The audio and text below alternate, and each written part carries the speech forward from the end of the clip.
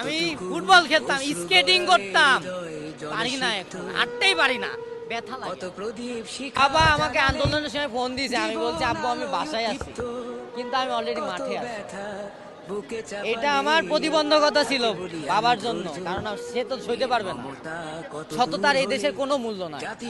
Cheater যত রকম fraud বাটপারদের আপনি মানে করবেন, তাদের মূল্য ঠিক আছে। আমি তখন এই দেখেন লাঠি নিয়ে বেড়াইতাম না, দৌড়াইতাম, আমি ফুটবল খেলতাম, স্কেটিং করতাম, পারি না এখন, হাঁটতেই পারি না, ব্যথা লাগে। এই বাদে পুষ পড়ে।